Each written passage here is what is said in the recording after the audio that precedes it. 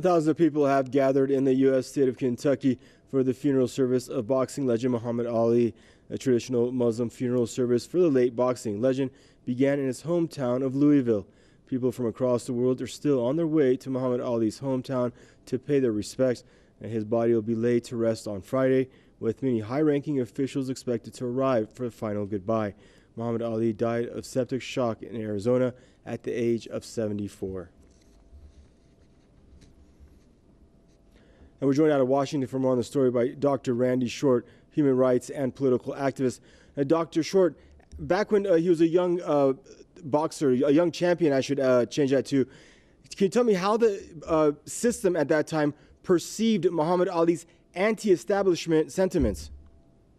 Well, Muhammad Ali, of course, was consistently attacked as a dangerous person, as a person that was out of control, as an ungrateful black who had benefited from the largesse of the American nation.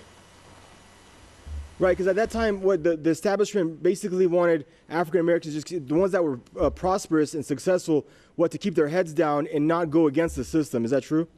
Well, they still want that. They've got it with Obama and Loretta Lynch and a host of others.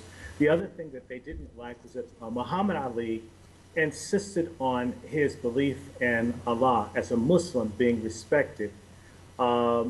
America boasts about having religious freedom and everything else, but we know that's not true. And one group of people that have lacked religious freedom over the course of American history have been Muslims. When my ancestors were brought here from Senegambia and from northern Nigeria, the Hausa and Fulani and Falanta, they were stripped of their right to be and practice as Muslims, although people in my family hid their names and hid their traditions. Although we're Christian now, they were not allowed to be. And so Muhammad Ali represents a resurgence of the right for people to believe in Allah and to believe that Muhammad is the ultimate prophet in Islam. And this went against the racist, pseudo-Christian tradition of the WASP and Zionist elite in this country. And Dr. Short, I mean, do you remember back to when Cassius Clay announced that he'd become Muslim?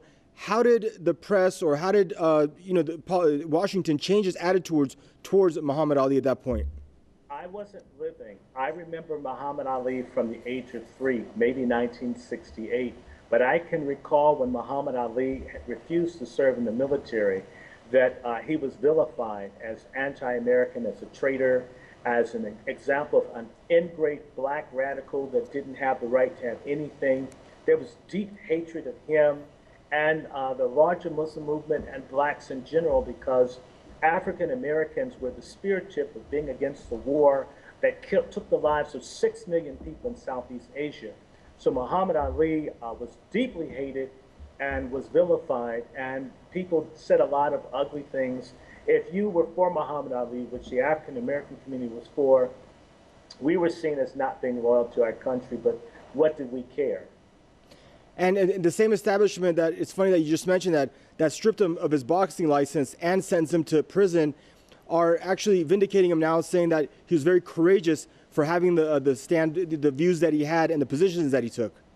Well, I don't know if they're vindicating him. We have different information. Russians are saying that Muhammad Ali had been poisoned by the CIA. This is what's going on that we're talking about here. And for us, for many of us, we're wondering, is this another African American that's been assassinated? Paul Robeson was poisoned in Russia, just like Muhammad Ali was alleged to have been poisoned overseas. My cousin Arthur Ashe was given AIDS. We're sad. We loved him, but you wonder, is this yet another person? The way that they killed Trayvon Martin and let my cousin, Mr. Gray, get killed in Baltimore. This death is very upsetting to us, and it shows to many of us, we believe, the COINTEL, a program of killing black leaders, still exists in this country. Thank you for your input, Dr. Randy Short, for joining us, human rights and political activist, joining us out of Washington.